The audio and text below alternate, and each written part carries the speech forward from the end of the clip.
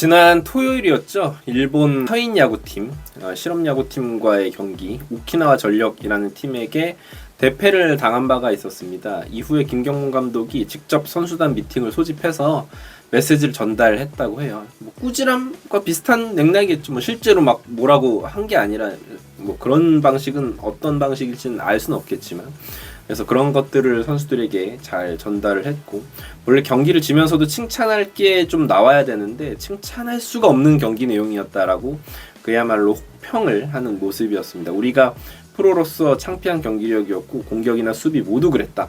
우리가 오히려 그 사회인 야구팀에게 배워야 하는 내용이었다라고 쓴소리를 했다라고 합니다.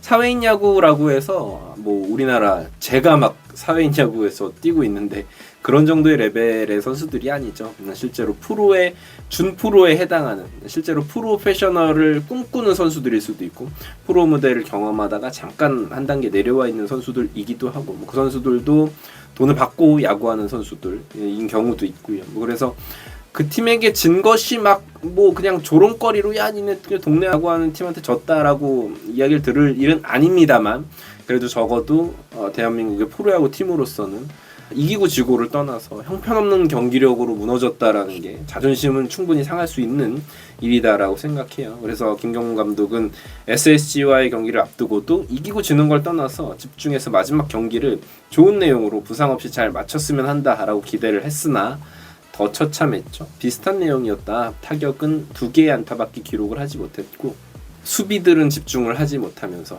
연발 실책을 날리면서 결국은 그 실책들이 점수로 이어졌고 10대 0이라는 처참한 패배를 당하고 말았습니다. 여러 가지 이야기들이 있습니다. 물론 뭐 팬들은 일각에서는 뭐 올해도 힘든 거냐라고 말씀을 하시는 분들도 계신데, 사실 연습 경기와 시범 경기에서의 승패 혹은 내용 같은 것이 실전에 들어가면 정말로 아무것도 아닌 게 돼버리기는 해요.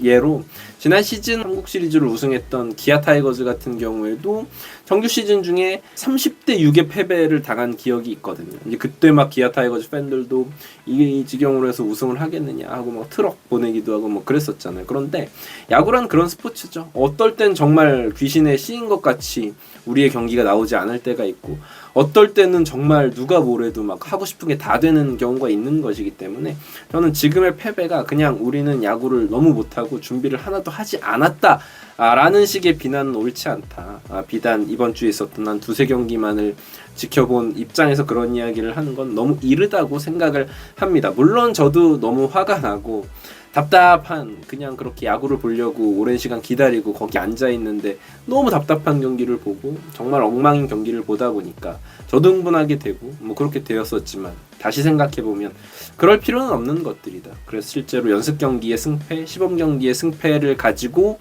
정규 시즌의 성적을 예상하는 건 정말 코미디다. 왜냐면 실제로 하나이글스가 2020년이었을 거예요. 시범 경기 1등을 한 이후로 모든 선수들이 시범 경기 1등을 했지만 정규 시즌 결국 최하위로 마무리될 것 같다라는 분위기가 감지됐었고 그렇게 됐었죠. 그러니까 시범 경기에서, 연습 경기에서 나오는 결과들은 사실은 아무런 의미가 없다.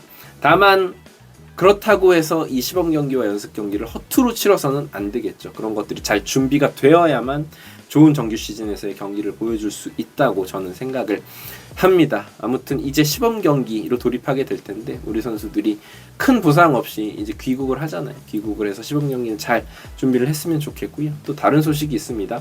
문동주 선수는 개막과 동시에 5인 로테이션에 들지 못할 것이 확실시 되고 있습니다. 몸 상태가 뭐 많이 안 좋다기보다는 천천히 몸을 끌어올리는 과정이라고 하니까요.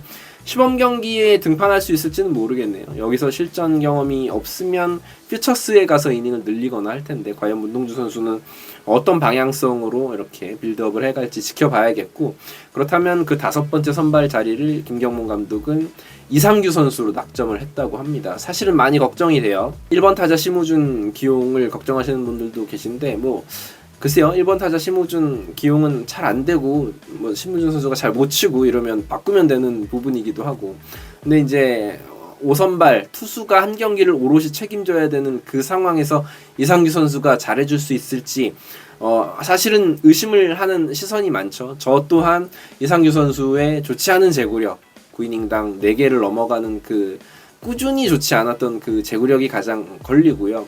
트레이드 애슬레틱스에서 많은 이제 공부를 하고 오고 본인의 구종에 대한 어떤 자신감을 얻어온 건 맞는데 그것이 아직 호주와의 연습 경기에서 또 이제 일본에서의 연습 경기에서 딱히 그렇게 인상적이지 못했거든요. 타자들에게 오히려 맞아나가는 모습들을 많이 보여줬기 때문에 과연 이상규 선수가 실전에서는 보여줄 수 있을지를 지켜봐야 될 것 같습니다. 뭐 김경문 감독이 믿고 쓴다는데 제가 거기다 대고 뭐 그건 아니다라고 이야기할 수는 없습니다. 나오는 선수를 응원할 수밖에 없는 입장이다라고 생각을 하고, 다만 이상규 선수가 본인이 좋지 않았던 모습들이 분명히 있거든요.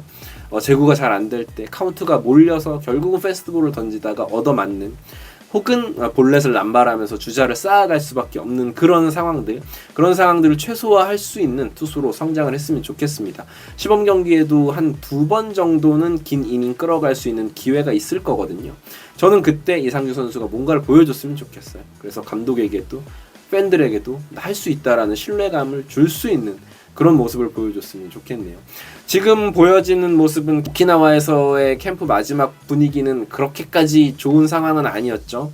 연패를 하기도 했고 연패 과정 속에 수비 실책이 계속적으로 나왔고 타선은 거의 점수를 낼 수가 없는 지경의 모습을 보여줬었기 때문에 우리 중심 타선들이 과연 좀 살아날 수 있을지 모르겠습니다. 호주와 연습 경기 때는 그나마 우리 젊은 선수들이 힘을 보여주면서 재미가 있었는데, 그 다음 오키나와로 건너와서 했던 연습 경기들 속에서 사실은 우리 중심 타선이 좋은 타구를 날린 기억이 별로 없거든요.